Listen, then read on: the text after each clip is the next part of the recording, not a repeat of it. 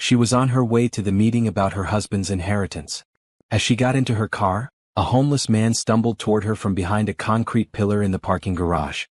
His clothes were dirty and torn, but his eyes held a sharpness that made Bernice Thompson pause instead of immediately driving away. "Ma'am, please don't go up there," he said, his voice urgent but not threatening. "They're going to try to take everything from you." Bernice gripped her steering wheel tighter. At 54, she had learned to be cautious, especially after Harold's death 6 months ago had left her vulnerable in ways she never expected. The man looked desperate, but something in his manner suggested he wasn't asking for money.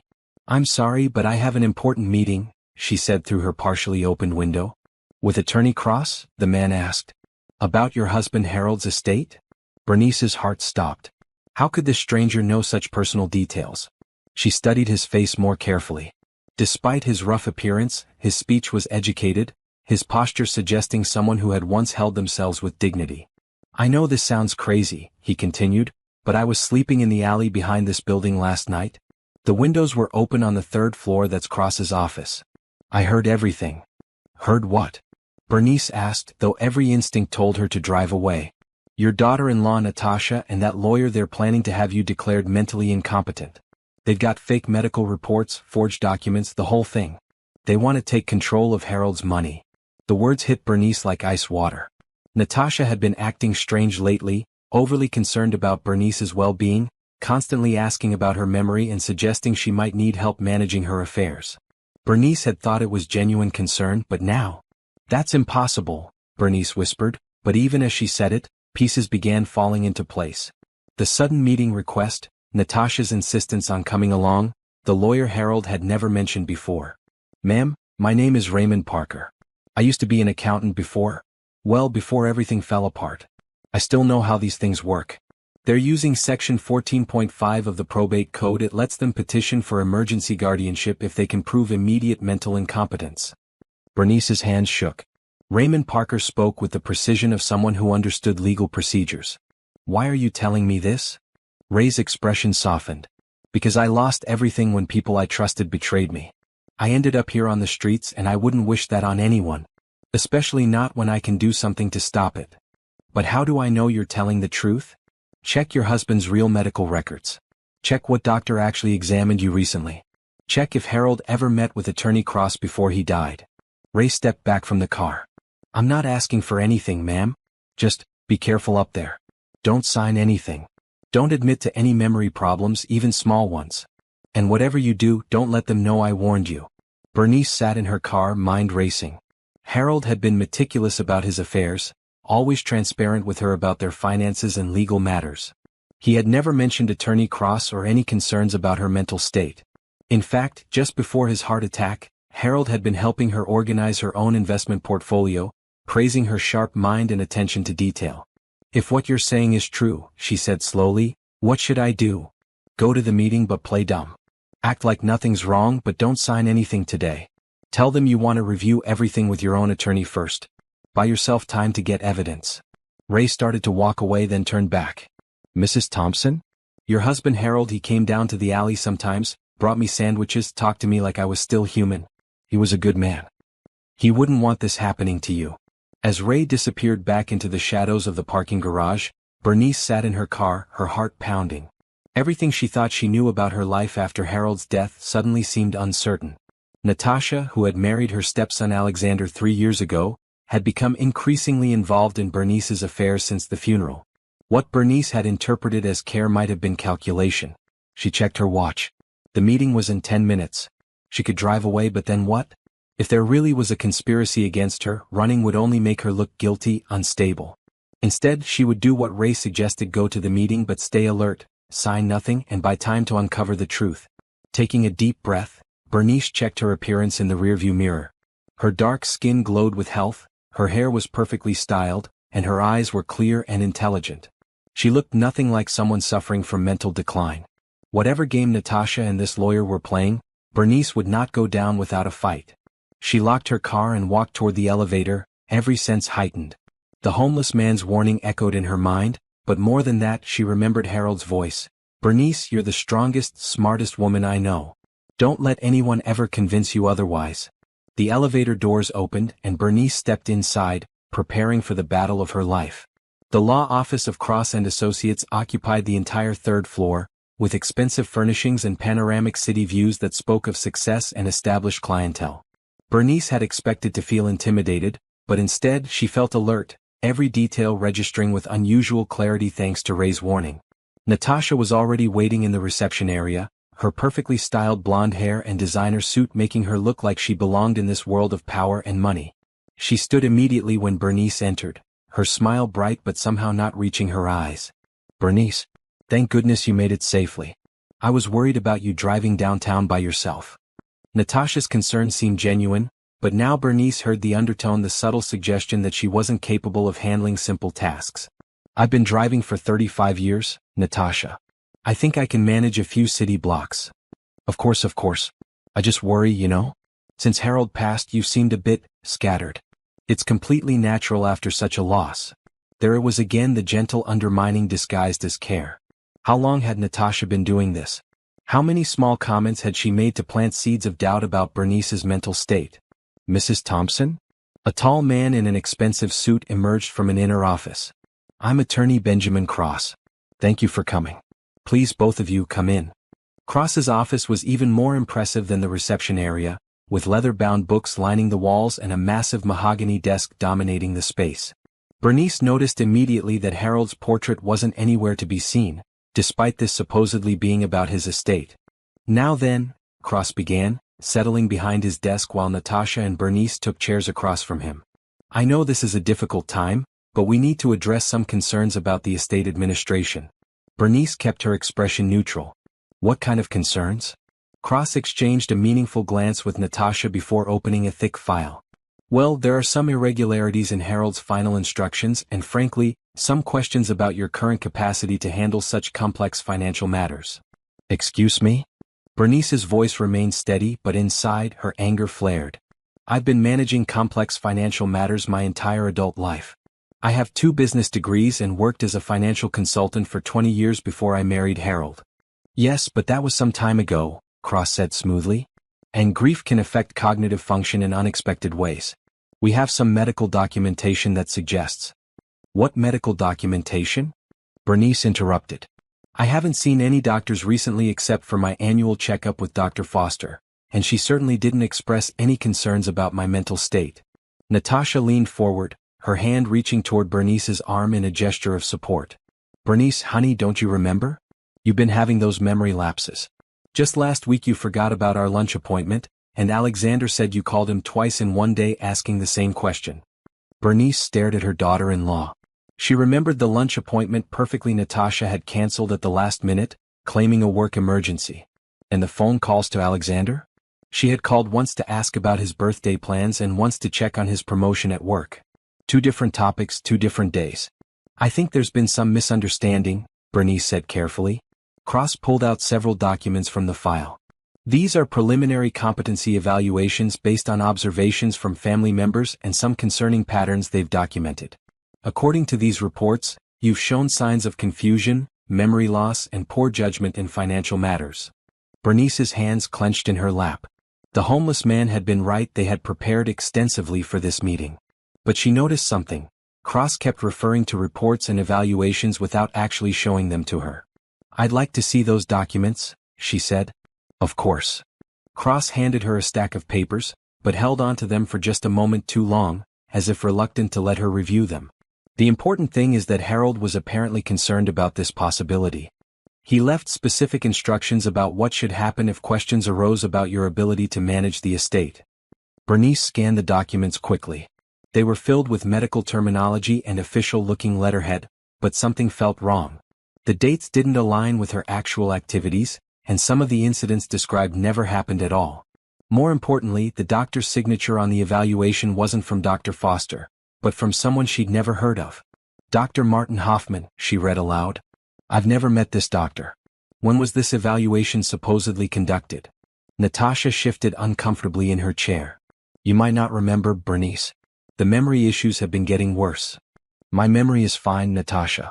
And I would certainly remember meeting with a psychiatrist for a competency evaluation." Bernice set the papers down firmly. "These documents are fraudulent." Cross's professional demeanor didn't waver. Mrs. Thompson, I understand this is upsetting, but denial is often part of the process. The important thing is that we address Harold's concerns in a way that protects both you and the estate. What exactly are you suggesting?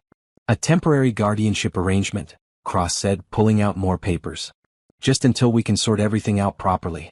Natasha and Alexander would handle the financial decisions while you focus on your health and recovery. The trap was closing exactly as Ray had warned. Bernice could see the careful orchestration now, the fake medical reports, the twisted interpretations of normal interactions, the sudden appearance of a lawyer Harold had never mentioned. But she also saw their weakness. They were rushing. If their evidence was solid, they wouldn't need her signature today. This is a lot to process, Bernice said, buying time. I'd like to review everything with my own attorney before making any decisions. Cross's eye twitched almost imperceptibly. Mrs. Thompson, the estate is in a precarious position right now. Delays could result in significant financial losses. Harold's investments were always conservative and stable. I can't imagine what kind of emergency would require immediate action. Bernice stood up, her decision made. I'm not signing anything today. I'll have my lawyer review these documents and get back to you. Natasha's mask slipped for just a moment, revealing something cold and calculating underneath. Bernice, please don't make this harder than it has to be. We're trying to help you. If you want to help me, you'll be patient while I do my due diligence. Harold always said never to sign anything without proper review. Bernice gathered her purse. I'll be in touch. As she walked toward the door, she heard Cross say quietly to Natasha, we may need to accelerate the timeline. Outside in the hallway, Bernice's composure finally cracked. Her hands shook as she pressed the elevator button. The homeless man had been right about everything, which meant Harold's inheritance, their life's work together, was under attack from people she had trusted. But now she knew what she was fighting, and Bernice Thompson had never backed down from a fight in her life. Bernice drove home in a daze, her mind reeling from what she had discovered. The modest suburban house she had shared with Harold for 8 years felt different now, no longer a sanctuary but potentially a target. She parked in the driveway and sat for a moment, gathering her thoughts. The first thing she needed was proof. Ray had suggested checking Harold's real medical records and finding out if he had ever actually met with Attorney Cross. But beyond that, she needed to understand exactly what Natasha and Cross were planning and how long this conspiracy had been in motion. Inside the house, Bernice went straight to Harold's study, a room she had barely touched since his death. Harold had been meticulous about record-keeping, filing every document in labeled folders within a large filing cabinet. If there were any connections to Cross or any real concerns about her mental state, the evidence would be here. She started with Harold's legal documents. His will, their marriage certificate, insurance policies, investment records, everything was exactly as she remembered, with no mention of Attorney Cross or any law firm by that name. Harold's actual attorney was Robert Sterling, a family friend who had handled their affairs for years. Why hadn't Sterling contacted her about the estate? Bernice found Sterling's business card and called his office.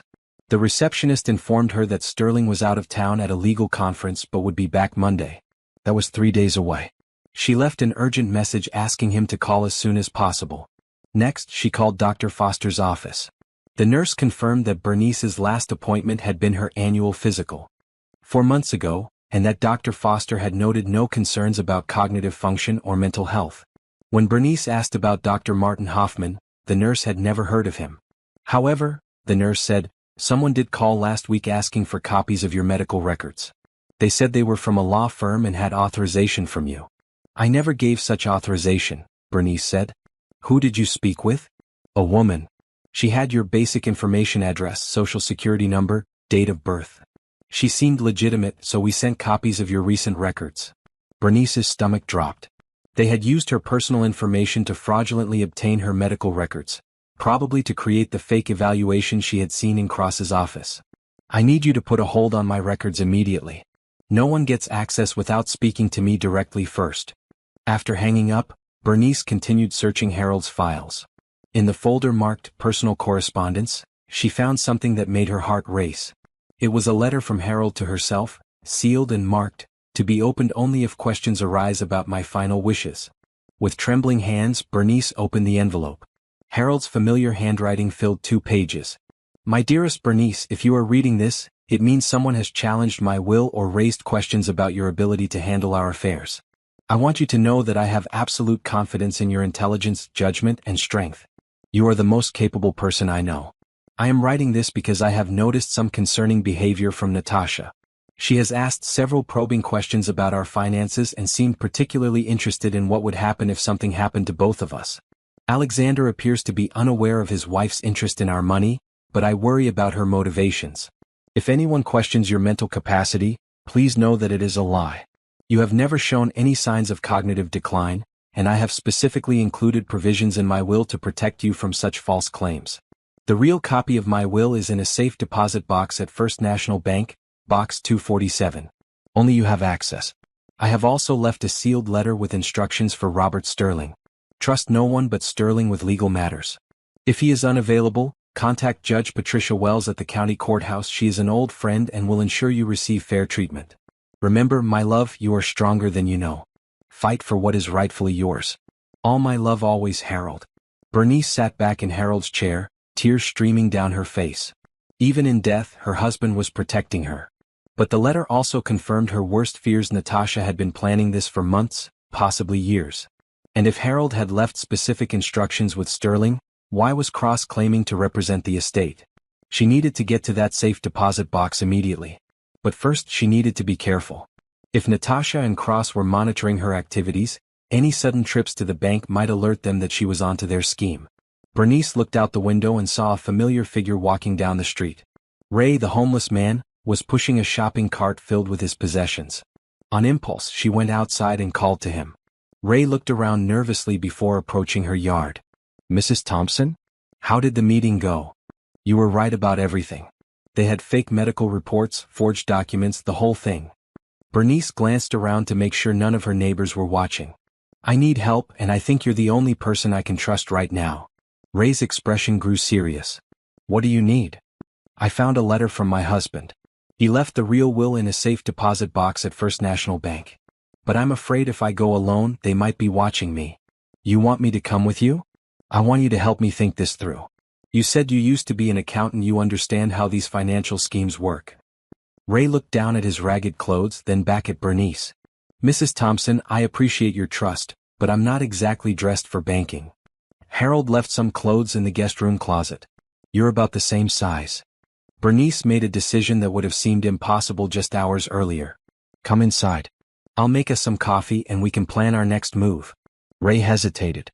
Ma'am, I haven't been inside a real home in almost 2 years. I don't want to impose. You're not imposing. You may have saved my life today, Ray.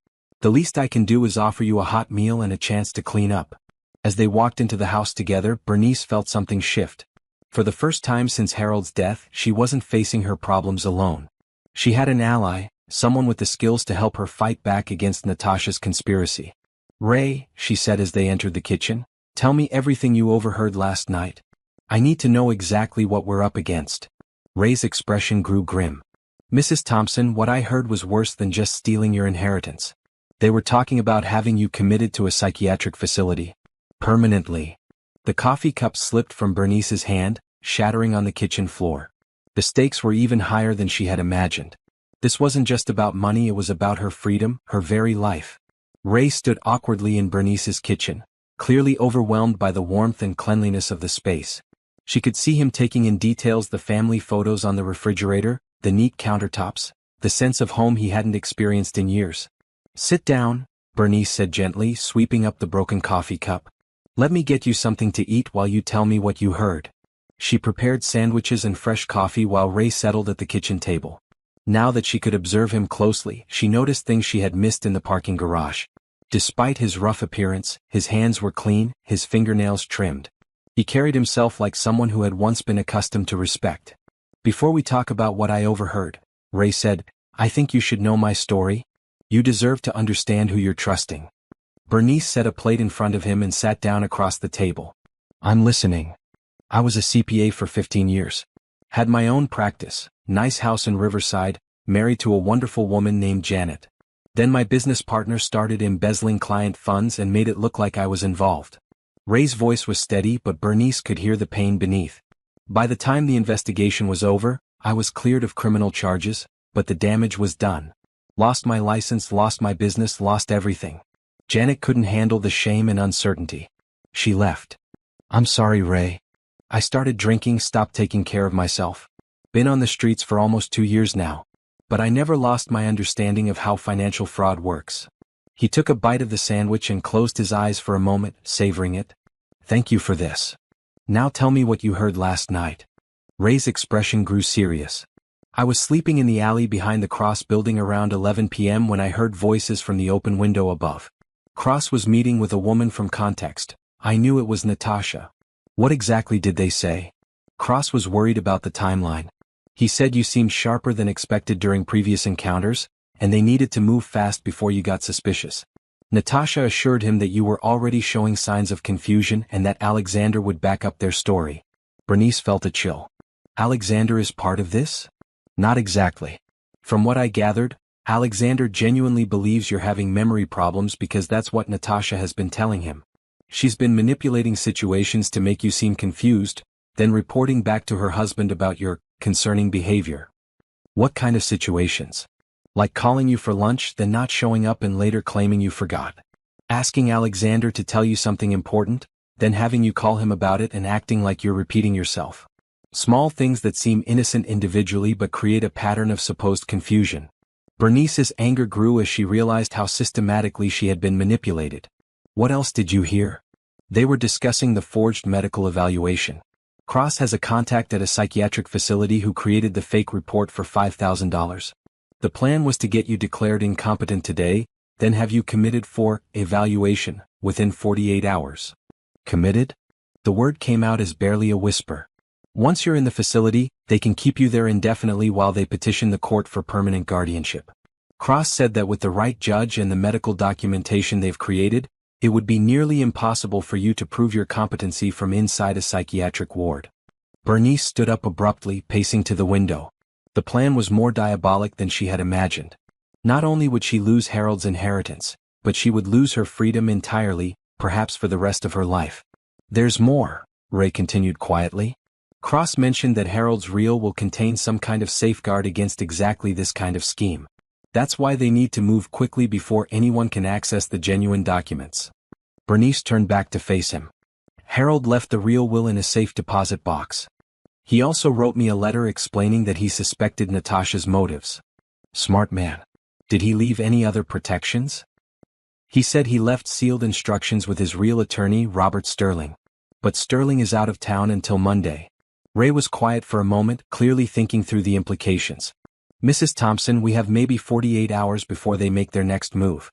If Sterling isn't available and you can't access the safe deposit box over the weekend, they'll use that delay to claim you're being uncooperative due to mental incompetence. So what do? We gather evidence. We document everything they've done wrong and we prepare to fight back. Ray looked down at his clothes, then back at her. But first, I need to look like someone who could help you rather than someone who would make you seem unstable for associating with me. Bernice smiled for the first time all day. Harold was about your size. Let me show you the guest room. 30 minutes later, Ray emerged transformed. Harold's clothes fit him well, and after a shower and shave, he looked like the professional he had once been. The change was remarkable. His posture straightened, his speech became more confident, and Bernice could easily imagine him in a boardroom or courtroom. Much better, she said. Now what's our strategy? Ray pulled out a small notebook from his clean jacket pocket, one of the few possessions he had maintained from his former life. We need to establish a timeline of their fraud, gather evidence of the forgeries, and document the conspiracy. Most importantly, we need to protect you from any attempts to have you committed before we can present our case. How do we do that? We stay ahead of them. We anticipate their moves and counter each one. And we find allies, people who can testify to your mental competency and who can't be bought or intimidated. Bernice felt a surge of hope. For the first time since Harold's death, she felt like she had a partner, someone who understood both her situation and how to fight back effectively. Ray, I have a proposition for you. Help me save Harold's legacy and I'll help you rebuild your life. We both have something to fight for now. Ray extended his hand across the table. Mrs. Thompson, you have yourself an accountant. As they shook hands, Bernice realized that Natasha and Cross had made a critical error. They had assumed she was isolated and vulnerable, with no one to turn to for help. But they hadn't counted on the homeless man in the alley, or the strength that comes from having nothing left to lose and everything to fight for. The battle for her inheritance and her freedom was just beginning. Saturday morning arrived with crisp autumn air and new determination. Bernice woke early, her mind already focused on the tasks ahead. Ray had spent the night in the guest room, the first real bed he had slept in for nearly 2 years, and emerged looking more refreshed and professional than she could have imagined. Over breakfast they reviewed their strategy. Ray had filled several pages in his notebook with a detailed plan that impressed Bernice with its thoroughness and legal insight. First priority is getting to that safe deposit box, Ray said, consulting his notes. The bank opens at 9 on Saturdays.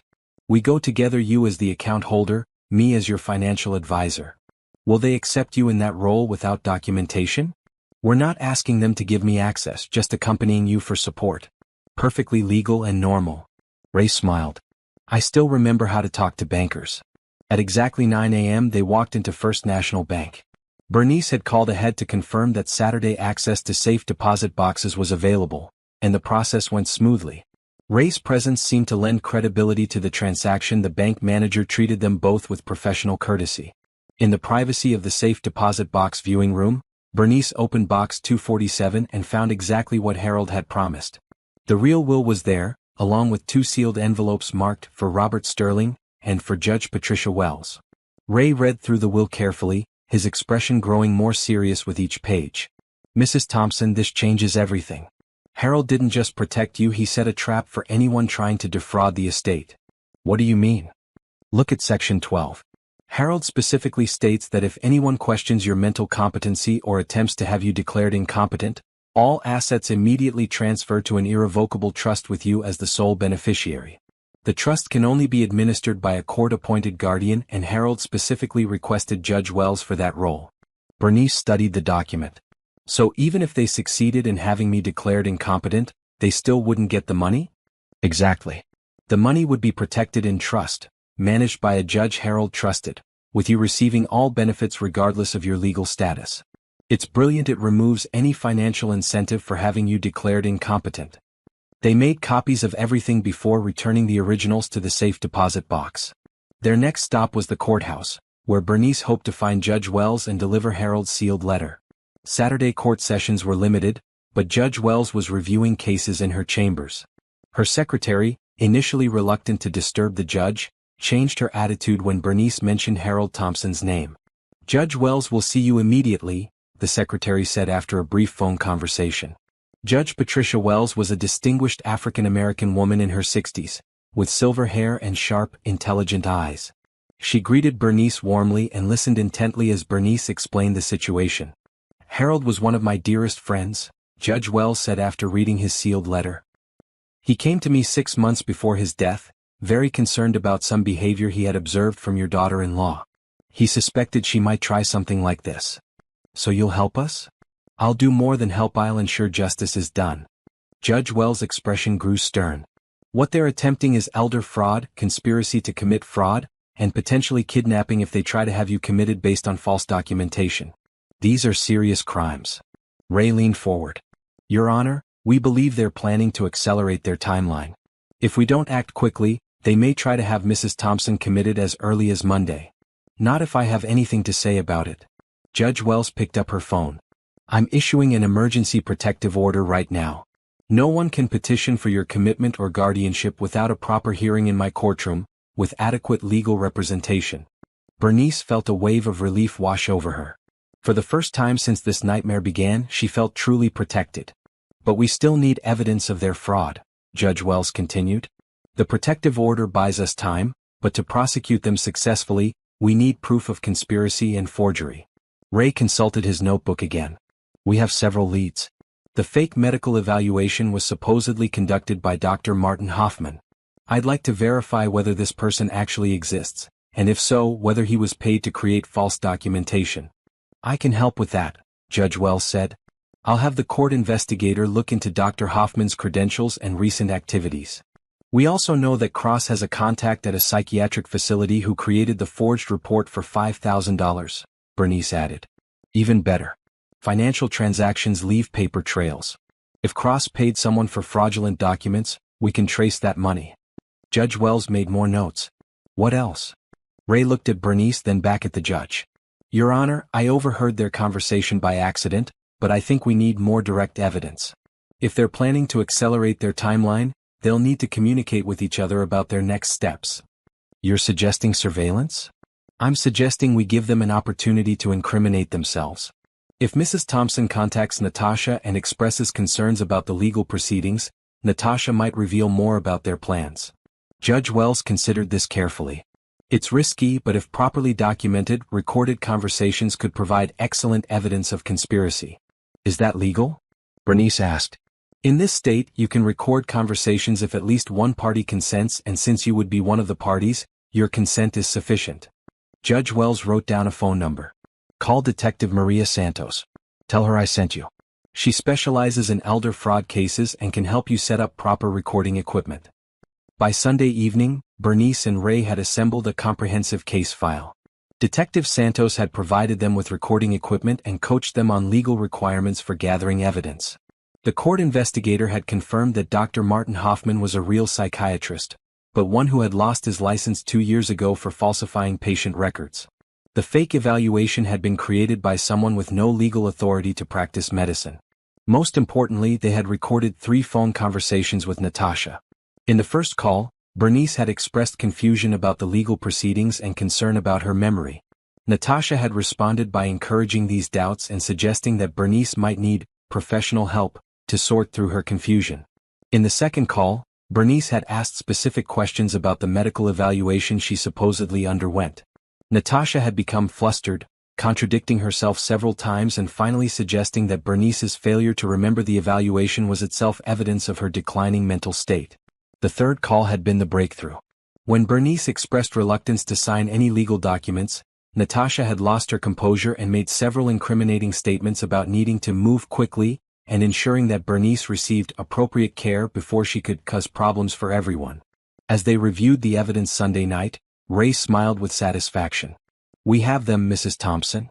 Conspiracy, fraud, elder abuse, it's all documented now. Bernice looked at the man who had become her unlikely partner in this fight. Ray, I don't know how to thank you. You already have. You gave me back my purpose, my dignity. You reminded me that I'm still the man who knows how to fight financial fraud. What happens tomorrow? Tomorrow we take everything to Judge Wells and watch justice be served. And then, Mrs. Thompson, you get your life back. Monday morning brought unexpected developments that would change everything. Bernice woke to find 3 voicemails on her phone, all left late Sunday night. The first was from Robert Sterling, Harold's real attorney, who had returned early from his conference after receiving her urgent message. The second was from Detective Santos, reporting a breakthrough in their investigation. The third was from Alexander, Harold's son, requesting an emergency meeting. Ray emerged from the guest room already dressed in Harold's best suit, ready for what they both knew would be a decisive day. Over coffee, they listened to Sterling's message together. Mrs. Thompson, I'm deeply concerned by your voicemail. I've been trying to reach you for weeks about irregularities in Harold's estate, but someone has been intercepting my calls and letters. I have critical information you need to hear immediately. Please call me as soon as you get this message. Bernice dialed Sterling's number, putting the call on speaker so Ray could hear. Bernice, thank God. Sterling's voice was filled with relief. I've been worried sick about you. Someone has been impersonating me and claiming to represent Harold's estate. You mean Attorney Cross? I've never heard of Benjamin Cross, but someone using my name has been contacting various financial institutions and attempting to access Harold's accounts. They've also been spreading rumors in the legal community about your mental health. Ray leaned toward the phone. Mr. Sterling, this is Raymond Parker, Mrs. Thompson's financial advisor. We've uncovered an extensive conspiracy involving forged documents and false medical evaluations. How much do you know about Harold's concerns regarding his daughter-in-law? Everything. Harold came to me several times in his final months, documenting suspicious behavior and asking me to create additional protections for Bernice. That's why I've been trying to reach her. There are sealed instructions that need to be executed immediately. What kind of instructions? Bernice asked. Harold suspected that if anything happened to him, Natasha would attempt to gain control of the estate through fraudulent means. He created a comprehensive counter-strategy, including documentation of her suspicious activities and legal mechanisms to protect you. Bernice felt a chill of both relief and apprehension. Harold was investigating Natasha? More than investigating, he was building a case.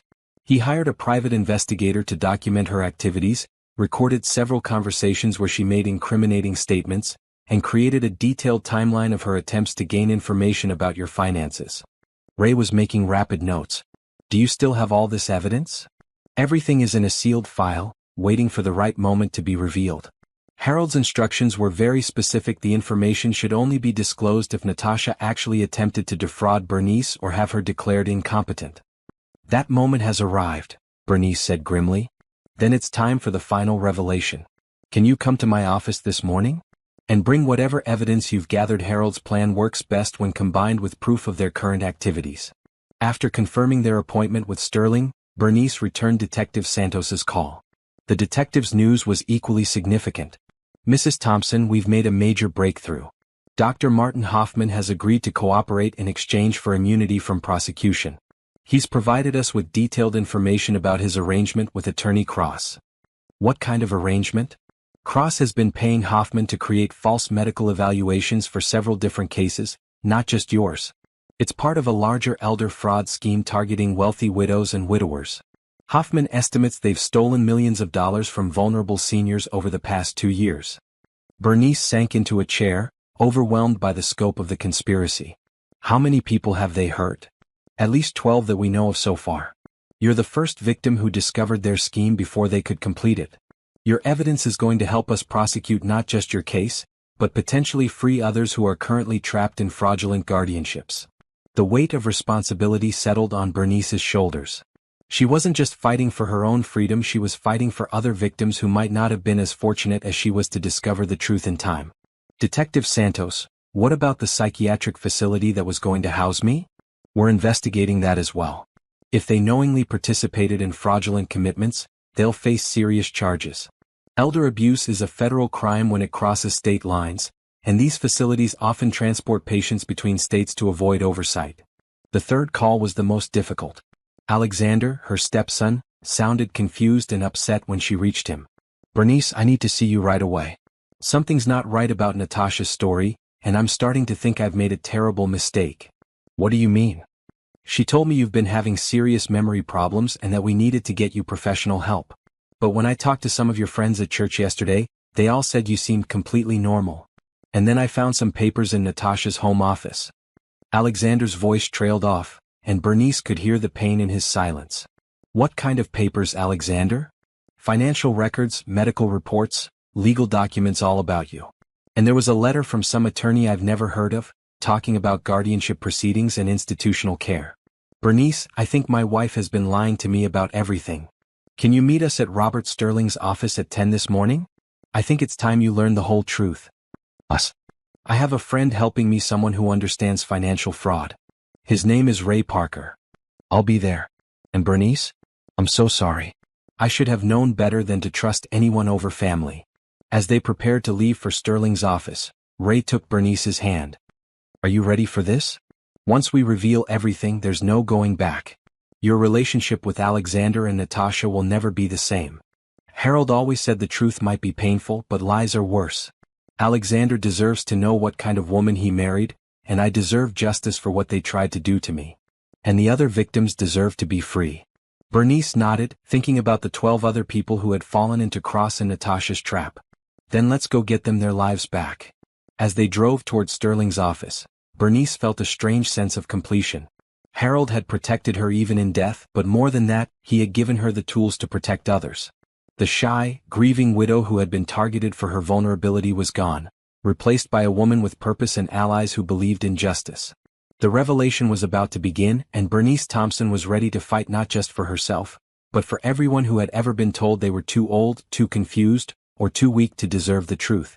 Sterling's law office was located in a converted Victorian mansion downtown, a marked contrast to the sleek corporate environment of Cross and Associates. As Bernice and Ray entered the familiar surroundings where she and Harold had handled their affairs for years, she felt a sense of homecoming mixed with anticipation. Alexander was already waiting in the reception area, looking haggard and confused. When he saw Bernice, he stood immediately and embraced her, something he hadn't done since Harold's funeral. Bernice, I'm so sorry. I don't know how I let this happen. You were manipulated, Alexander. We all were. Robert Sterling emerged from his office, a distinguished man in his 70s with kind eyes and an air of old-fashioned integrity. He greeted Bernice warmly before being introduced to Ray and acknowledging Alexander with professional courtesy tinged with concern. "Let's go into the conference room," Sterling said. "What I'm about to show you will be difficult, but it's necessary." The conference room was lined with law books and featured a large mahogany table surrounded by leather chairs. Sterling had prepared several files, each labeled with Harold's distinctive handwriting. At the center of the table sat an old-fashioned tape recorder. "Before we begin," Sterling said, addressing Alexander directly, "I want you to understand that your father loved you deeply and never wanted to hurt you. But he became very concerned about Natasha's behavior in the months before his death." Alexander's jaw tightened. "What kind of behavior?" Sterling opened the first file. Harold began documenting incidents in January, about 8 months before he passed away. The first entry describes a conversation where Natasha asked detailed questions about his will and expressed surprise that everything was left to Bernice rather than being divided among family members. "That doesn't seem so unusual," Alexander said defensively. "Perhaps not by itself. But look at the pattern." Sterling spread out a timeline Harold had created. February. Natasha asked about your father's life insurance policies and whether Bernice would be able to manage such a large sum alone. March. She suggested that Bernice seemed scattered after Harold had what she called a minor health scare, which Harold notes never actually occurred. Bernice studied the timeline, seeing months of careful manipulation laid out in Harold's meticulous handwriting. "She was creating a narrative about my mental state even while Harold was alive." "It gets worse," Sterling continued. By April, Natasha was asking Harold directly about what would happen if Bernice became unable to care for herself. She suggested that families should have more involvement in financial decisions, and specifically asked if Harold had considered naming Alexander as a co-trustee of the estate. Alexander's face had gone pale. "She told me Dad was worried about Bernice's memory. She said he had asked her to keep an eye on things." "Your father never expressed any concerns about Bernice's mental state to me or anyone else," Sterling said firmly. "In fact, his notes indicate the opposite. He was impressed by her sharp handling of their joint financial planning right up until his death." Ray leaned forward. "Mr. Sterling, you mentioned recorded conversations?" Harold was a thorough man. When he became suspicious of Natasha's motives, he began recording their phone conversations with her consent. She thought they were just family check-ins, but Harold was documenting her attempts to gather information about the estate. Sterling placed several cassette tapes on the table. These recordings span from May through September, just 3 weeks before Harold's heart attack. They show a clear pattern of Natasha attempting to manipulate Harold's perception of Bernice's capabilities while gathering detailed information about their assets. "I want to hear them," Alexander said quietly. The first recording was from early May. Natasha's voice came through clearly as she chatted with Harold about family matters before smoothly transitioning to concerns about Bernice. "Harold, I've been worried about Bernice lately. Alexander and I had dinner with her last week and she seemed a little confused. She asked us the same question 3 times, and she couldn't remember where she had put her car keys." Harold's voice responded with surprise. "That doesn't sound like Bernice at all." "Are you sure?" "Oh, I'm sure she's fine overall, but you know how these things can start gradually. Maybe it would be good for her to have more support managing day-to-day things. Alexander and I would be happy to help with bill paying, investment decisions, that sort of thing." Alexander's face crumpled as he listened. "I remember that dinner. She wasn't confused at all. She was tired because she had spent the day helping her sister move. And the car keys were in her purse the whole time. She just couldn't find them in the dark restaurant." The recordings continued, each one showing Natasha's increasing boldness in suggesting Bernice's incompetence while positioning herself and Alexander as the natural solution. In later tapes, she began asking specific questions about Harold's will, his life insurance, and his investment accounts. The most damning recording was from September, just weeks before Harold's death. Natasha's voice had taken on an urgent tone. "Harold, I'm really concerned about leaving Bernice to manage everything alone if something happens to you. She's been making some questionable financial decisions lately. She mentioned wanting to donate money to that homeless shelter, and she's been talking about risky investments. Maybe it would be wise to set up some kind of oversight, just to protect her from herself." Harold's response was sharp. "Natasha, Bernice is one of the most financially savvy people I know.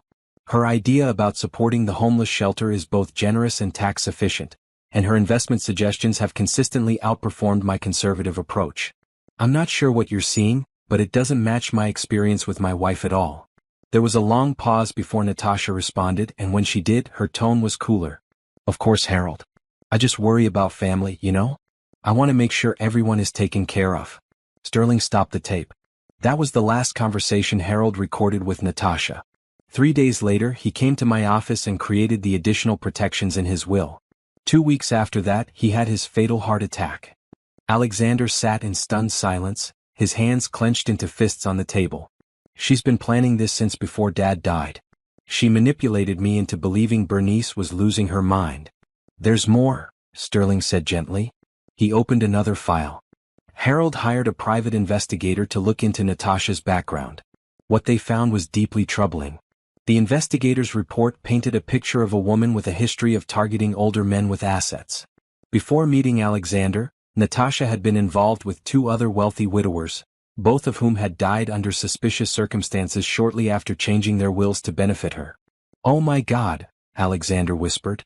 "What kind of monster did I marry?" Bernice reached across the table and took his hand.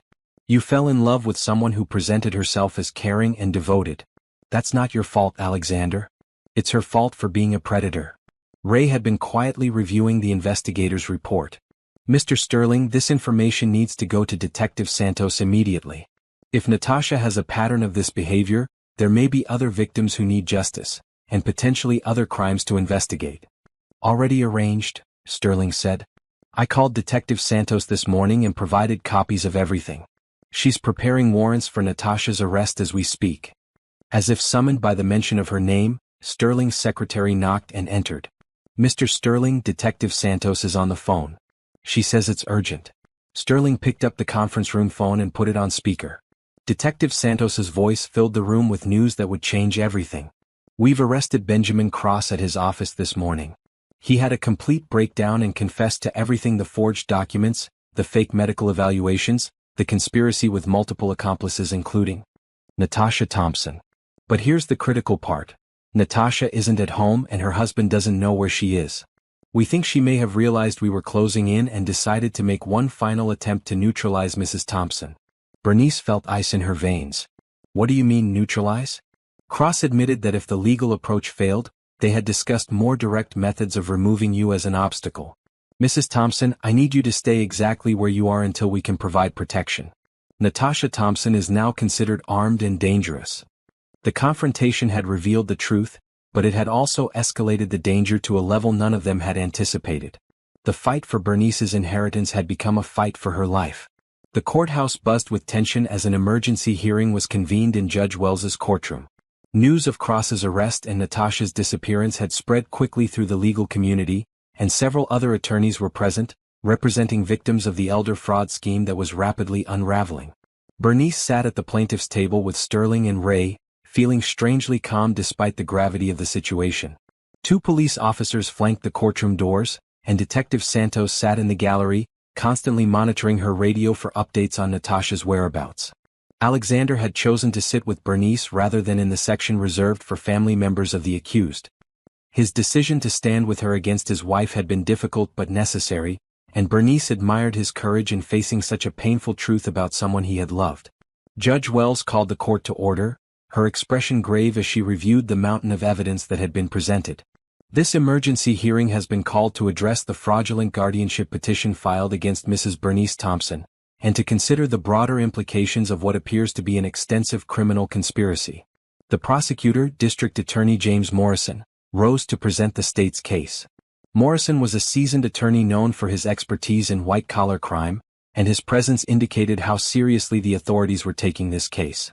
"Your Honor, over the past 72 hours, we have uncovered a sophisticated elder fraud operation that has victimized at least 12 individuals and stolen an estimated $4.2 million from vulnerable seniors. The evidence shows that Mrs. Thompson was targeted specifically because of her recent widowhood, her substantial inheritance, and what the conspirators perceived as her isolation and vulnerability." Morrison gestured to several evidence tables that had been set up in the courtroom. "We have documented proof of forged medical evaluations, fraudulent legal documents, and a coordinated conspiracy to have Mrs. Thompson falsely declared mentally incompetent and confined to a psychiatric facility against her will." He paused to let the weight of these charges settle over the courtroom. "But perhaps most significantly, We have evidence that this conspiracy was planned and implemented over a period of more than 18 months, beginning before Mr. Harold Thompson's death and continuing up to the present day. Judge Wells reviewed several documents before addressing the court. Mr. Morrison, what is the current status of the co-conspirators? Benjamin Cross is in custody and has provided a full confession in exchange for cooperation in prosecuting other members of the conspiracy. Dr. Martin Hoffman has also been arrested and is cooperating fully. However, the primary instigator of this particular case, Natasha Thompson, remains at large and is considered a flight risk and potential danger to Mrs. Thompson. Ray leaned over to whisper in Bernice's ear. Look at the gallery behind us. Bernice turned to see nearly 24 elderly individuals seated in the courtroom, many accompanied by family members or caregivers. These were the other victims of Cross's scheme, people who had been trapped in fraudulent guardianships or had their assets stolen through similar conspiracies. Judge Wells noticed them as well. I see we have many interested parties present today. Before we proceed with Mrs. Thompson's specific case, I want to address the broader implications of what has been uncovered here. She stood, her voice carrying the authority of decades on the bench. Elder fraud is one of the most despicable crimes in our legal system. It targets our most vulnerable citizens at their moment of greatest need, exploiting grief, confusion, and isolation for financial gain. What has been perpetrated against Mrs. Thompson and these other victims represents a systematic attack on the dignity and rights of our senior community. The judge's words seemed to strengthen the resolve of everyone present. Bernice felt a sense of connection with the other victims, understanding that her fight had become part of something much larger. Now, regarding the specific case of Mrs. Thompson, Judge Wells continued, I am hereby dismissing with prejudice all petitions for guardianship or competency evaluation. The evidence clearly shows that Mrs. Thompson is fully capable of managing her own affairs and that the allegations against her mental state were fabricated for fraudulent purposes. A wave of relief washed over Bernice, but Judge Wells wasn't finished. Furthermore, I am ordering the immediate return of all assets that were frozen or transferred as part of this fraudulent scheme. Mrs. Thompson's inheritance will be restored in full, with interest and damages to be paid by the perpetrators of this crime. Sterling squeezed Bernice's hand as Judge Wells addressed the broader impact of the case. For the other victims present today, I want you to know that this court will review every case associated with Benjamin Cross and his accomplices. Any fraudulent guardianships will be immediately dissolved, and stolen assets will be returned to their rightful owners. The elderly victims in the gallery began to weep with relief, some embracing family members, others simply sitting in stunned silence as they processed the news that their long nightmare was finally over. But the moment of celebration was interrupted by a commotion at the back of the courtroom. Detective Santos was speaking urgently into her radio, and several officers were moving toward the exits. Judge Wells called for order as Detective Santos approached the bench. Your Honor, we've located Natasha Thompson. She's been arrested attempting to board a flight to a non-extradition country, carrying forged documents and nearly $200,000 in cash. The courtroom erupted in excited murmurs as the final piece of the conspiracy fell into place. She's also provided additional information that implicates several other attorneys and medical professionals in similar schemes operating in 3 other states, Detective Santos continued. This case has opened up a nationwide investigation into elder fraud. Judge Wells smiled for the first time during the hearing. Detective Santos, please ensure that Mrs. Thompson is informed immediately of Natasha Thompson's arrest. I imagine she'll sleep better tonight knowing this threat has been neutralized. As the hearing concluded, Bernice was surrounded by other victims who wanted to thank her for having the courage to fight back. An elderly man with tears in his eyes took her hand and said, "You saved all of us. If you hadn't discovered their scheme, the rest of us might never have gotten our lives back." A woman about Bernice's age embraced her. They had me convinced I was losing my mind. I actually started to believe I was incompetent. Thank you for showing us that we're stronger than they wanted us to think. As they left the courthouse, Alexander walked beside Bernice and Ray, his expression a mixture of relief and sadness. I know I can't undo the damage Natasha caused, but I want you to know that Dad would be proud of how you fought for his memory and for justice. Your father was proud of you too, Alexander. He never blamed you for Natasha's deception. Ray, who had remained quietly supportive throughout the hearing, finally spoke up. Mrs. Thompson, what happens now? Bernice looked at the man who had saved her life by warning her in that parking garage just days ago. Now we help rebuild the lives of everyone who was hurt by this conspiracy. And we make sure this never happens to anyone else. The hearing had delivered justice, but more importantly, It had revealed the power of truth and the strength that comes from people standing together against those who prey on the vulnerable. The fight was over, but the healing was just beginning. 3 months later, the courtroom was once again packed, but this time the atmosphere was one of anticipation rather than crisis. The final sentencing hearing for the elder fraud conspiracy had drawn national media attention, making it one of the most significant white-collar crime prosecutions of the year. Bernice sat in the front row of the gallery, no longer the confused and frightened widow she had appeared to be just months earlier. She wore an elegant navy suit and carried herself with the confidence of someone who had fought a difficult battle and emerged victorious. Ray sat beside her, transformed from the homeless man who had saved her life into a professionally dressed advocate for elder rights. The changes in both their lives had been remarkable. Ray had used his reward money from the fraud investigation to secure an apartment, update his wardrobe, and begin the process of regaining his CPA license. Bernice had hired him as her personal financial advisor, but more than that, they had become partners in a mission to protect other seniors from similar schemes. Alexander sat on Bernice's other side, still dealing with the emotional aftermath of his wife's betrayal but committed to making amends for his unwitting role in the conspiracy. The divorce proceedings had been swift and brutal, with Natasha facing not only criminal charges but also civil lawsuits from multiple victims. Judge Wells entered the courtroom with the gravity appropriate to such a significant case. Over the past months, the investigation had expanded far beyond the original conspiracy against Bernice. Federal authorities had identified similar schemes in 7 states, with total losses exceeding $12 million and more than 40 victims.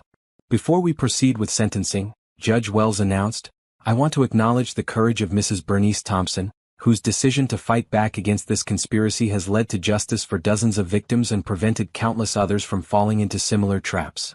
The gallery erupted in applause as Bernice stood briefly to acknowledge the recognition. Among the spectators were many of the victims whose assets had been restored and whose guardianships had been dissolved. District Attorney Morrison rose to present the state's sentencing recommendations. "Your Honor, the defendants in this case perpetrated one of the most sophisticated elder fraud schemes this court has ever encountered. They targeted vulnerable seniors at their most difficult moments, exploiting grief, confusion, and isolation for financial gain." He gestured toward the defense table where 3 defendants sat in orange jumpsuits. Benjamin Cross, as the mastermind of the legal aspects of this conspiracy, faces 47 separate counts of fraud, forgery, conspiracy, and attempted kidnapping. The state recommends 25 years in federal prison without possibility of parole. Cross, the once confident attorney who had tried to manipulate Bernice into signing away her inheritance, sat slumped in his chair, the weight of his crimes and their consequences finally apparent. Dr. Martin Hoffman, who created fraudulent medical evaluations for financial gain, faces 31 counts related to his participation in this conspiracy. Given his cooperation with authorities and his assistance in identifying other victims, the state recommends 15 years with possibility of parole after 10 years. Hoffman had aged visibly since his arrest, his medical license permanently revoked and his reputation destroyed. Finally, Natasha Thompson, the primary instigator of the conspiracy against Mrs. Thompson and a participant in similar schemes targeting at least 6 other victims, faces 52 counts including fraud, conspiracy, attempted kidnapping, and flight to avoid prosecution. The state recommends life in prison with possibility of parole after 30 years. Bernice watched as Natasha was led to the defendant's table. The woman who had manipulated her way into the Thompson family and had nearly succeeded in stealing everything Harold had worked for looked small and defeated, her designer clothes replaced by a prison uniform.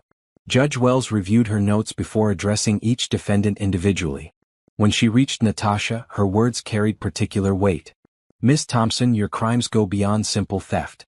You violated the most sacred bonds of family trust, manipulated a grieving widow, and attempted to destroy an innocent woman's life for financial gain. Your actions represent a calculated and sustained attack on human dignity that this court cannot and will not tolerate." The judge's sentence was harsh but fair. Life in prison with the possibility of parole after 30 years, restitution to all victims, and forfeiture of all assets obtained through criminal activity. After the formal sentencing, Judge Wells made an unusual request. "Mrs. Thompson, would you be willing to address the court about the impact this conspiracy has had on your life?" Bernice stood and approached the podium, her voice clear and strong as she addressed the packed courtroom. "Your Honor, 3 months ago I was a grieving widow who had been made to question her own sanity and competence. These criminals didn't just try to steal my money, they tried to steal my identity, my dignity, and my freedom. They wanted to convince me and everyone around me that I was too old, too confused, and too weak to deserve respect or autonomy. She paused, looking directly at Natasha. But they made a critical error. They underestimated the strength that comes from having nothing left to lose and everything to fight for. They didn't count on the kindness of a stranger who risked his own safety to warn me of their plans. And they certainly didn't anticipate that their attempt to isolate and victimize one woman would unite an entire community in the fight for justice. Bernice's voice grew stronger as she continued. The money they tried to steal was never just about money. It represented my late husband's love, his life's work, and his desire to care for me even after his death. By trying to take that away, they were trying to erase the meaning of our entire relationship. She turned to face the gallery filled with other victims and their families. But we didn't let them win. We stood together, we fought back, and we proved that seniors are not easy targets to be discarded when we become inconvenient. We are people with dignity, wisdom, and strength, and we deserve to be protected and respected.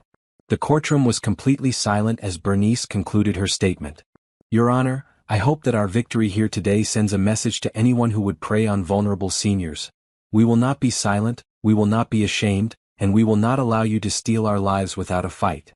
The applause that followed was sustained and emotional, with many of the victims and their families standing to acknowledge Bernice's words. As the hearing concluded and the defendants were led away to begin their sentences, Ray approached Bernice with a smile of satisfaction and pride. Mrs. Thompson, I think Harold would be proud of what you accomplished here today. We accomplished, Ray. I couldn't have done any of this without you. Alexander joined them, his expression reflecting both sadness and admiration. Bernice, I want you to know that I'm committed to making sure something like this never happens again. I'm working with Detective Santos to develop educational programs for seniors about recognizing and avoiding elder fraud. That's exactly what your father would have wanted, Bernice replied, embracing her stepson. He always believed that the best way to honor the dead is to protect the living. As they left the courthouse together, Bernice reflected on how much had changed since that terrifying day in the parking garage. She had not only saved her own inheritance and freedom, but had helped bring justice to dozens of other victims and exposed a nationwide criminal conspiracy. Justice had been served, but more importantly, a community of vulnerable seniors had been transformed into a force for protection and advocacy. The criminals who had seen them as easy targets had instead created an army of determined advocates who would never again allow the elderly to suffer in silence. The fight that had begun with one woman's refusal to be victimized had ended with a victory for every senior citizen who deserved to live with dignity, respect, and security in their golden years. 1 year after the conspiracy against her had been exposed and defeated, Bernice Thompson stood before a crowd of 200 seniors and their families in the community center of Riverside Heights. The Thompson Foundation for Elder Protection had grown from a simple idea into a nationally recognized organization dedicated to preventing elder fraud and supporting victims of financial crimes against seniors. Ray Parker, now impeccably dressed in a tailored suit and carrying the title of executive director, introduced Bernice to the enthusiastic audience. His transformation from homeless man to respected advocate had become a symbol of redemption and second chances that inspired everyone who heard their story. Ladies and gentlemen, Ray announced with pride, please welcome the founder of the Thompson Foundation and the woman whose courage saved not just herself, but hundreds of other seniors across the country, Mrs. Bernice Thompson. The applause was warm and sustained as Bernice approached the podium. At 55, she looked healthier and more vibrant than she had in years. The stress and grief that had made her vulnerable to Natasha's conspiracy had been replaced by a sense of purpose and community that energized every aspect of her life. Thank you all for being here today, Bernice began, her voice carrying easily through the packed room. A year ago, I was a lonely widow who had been convinced by criminals that I was losing my mind. Today I stand before you as proof that it's never too late to fight back, to find new purpose, and to build the life you deserve. She gestured toward a display board showing photographs and statistics from the Foundation's first year of operation. Together we've helped recover over $8 million in stolen assets for elder fraud victims. We've provided legal support for 43 families fighting fraudulent guardianships. We've trained over 2,000 seniors to recognize and avoid financial scams. The audience murmured with appreciation as Bernice continued her report on the Foundation's accomplishments. But numbers only tell part of our story. The real victory is in the lives we've transformed and the dignity we've restored. She paused to look at several familiar faces in the crowd, victims of Cross's conspiracy who had become volunteers and advocates for other seniors. Margaret Williams was trapped in a fraudulent guardianship for 2 years before we helped her regain control of her life and her assets. She's now our volunteer coordinator for the Eastern region. A dignified African-American woman in her 70s waved from the audience, receiving encouraging applause. Robert Chin lost his life savings to a romance scam but refused to let shame silence him. He now leads our educational workshops on online safety for seniors. A determined-looking man in his 80s stood briefly to acknowledge the recognition. And Dr. Rebecca Foster, my own physician, has created a network of healthcare professionals trained to recognize signs of elder abuse and financial exploitation. Dr. Foster, sitting in the front row, smiled and nodded to the appreciative audience. Bernice's expression grew more serious as she addressed the ongoing challenges facing seniors in an increasingly complex world. We've learned that the criminals who target seniors are becoming more sophisticated and more aggressive. They use technology, psychology, and legal loopholes to exploit our vulnerabilities. But we've also learned that seniors are far from helpless victims when we work together and support each other. She clicked a remote control, and the display behind her changed to show a map of the United States dotted with dozens of pins. These pins represent Thompson Foundation chapters that have opened in communities across the country. Each one is staffed by volunteers who understand that protecting seniors isn't just about preventing crime, it's about preserving dignity and ensuring that our wisdom and experience are valued rather than exploited. Alexander Thompson rose from his seat in the front row and approached the podium. Over the past year, he had become one of the Foundation's most dedicated volunteers, working to atone for his unwitting role in his wife's conspiracy by protecting other families from similar deception. "May I say something, Bernice?" She smiled and stepped aside, allowing her stepson to address the crowd. "A year ago, I was a man who had been completely fooled by someone I trusted," Alexander said, his voice carrying the hard-won wisdom of painful experience. "I allowed my wife to manipulate me into believing that Bernice was losing her mind, and I nearly became an accomplice in stealing everything my father had worked to provide for her." The room was silent as Alexander continued his heartfelt testimonial. "But Bernice didn't just forgive me, she showed me how to transform my shame and guilt into something positive. The Thompson Foundation doesn't just protect seniors from criminals. It protects families from the lies and manipulation that tear us apart." He turned to face Bernice directly. "My father would be amazed and proud of what you've built from the ashes of that conspiracy.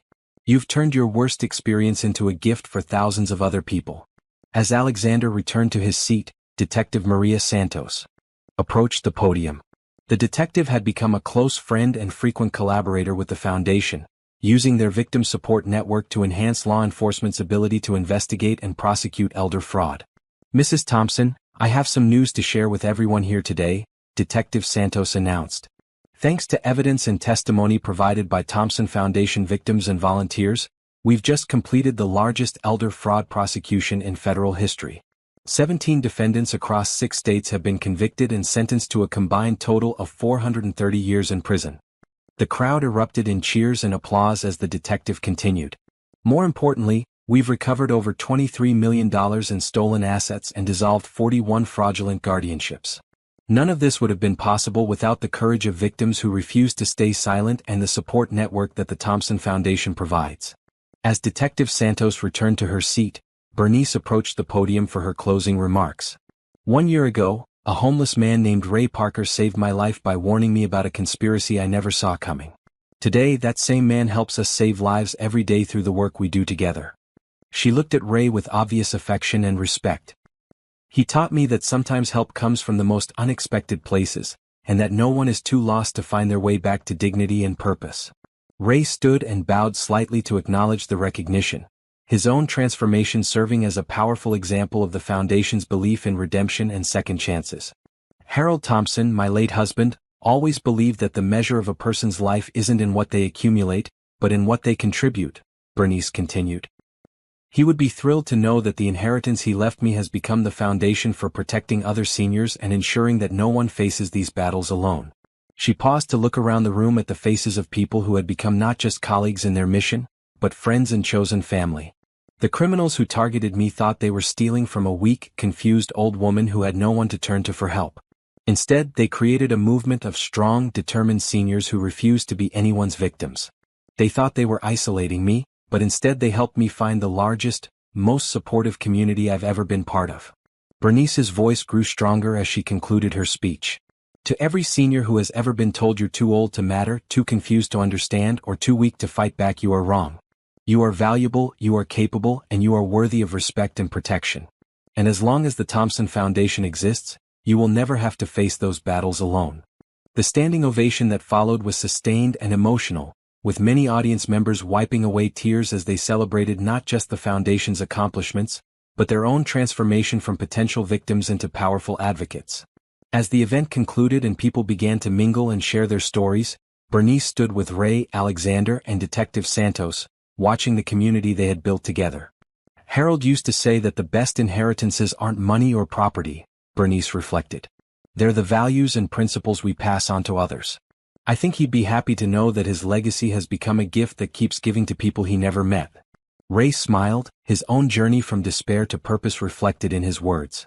"Mrs. Thompson, I think your husband knew exactly what kind of woman he married. He knew that if you were ever threatened, you wouldn't just save yourself, you'd save everyone you could reach." As they walked out of the community center together, Bernice felt a profound sense of completion. The terrifying conspiracy that had nearly destroyed her life had instead become the foundation for the most meaningful work she had ever done. She had not only survived the attack on her dignity and independence, she had transformed it into a victory for every senior citizen who deserved to age with security, respect, and grace. The homeless man's warning in the parking garage had saved her inheritance. But more than that, it had helped her discover an inheritance of purpose and community that was worth far more than any amount of money. Harold's legacy lived on, not just in the assets he had left her, but in the lives they were now touching together.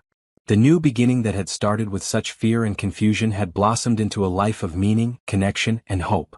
And for the first time since Harold's death, Bernice Thompson looked toward the future with excitement rather than anxiety, knowing that the best chapters of her story were still being written.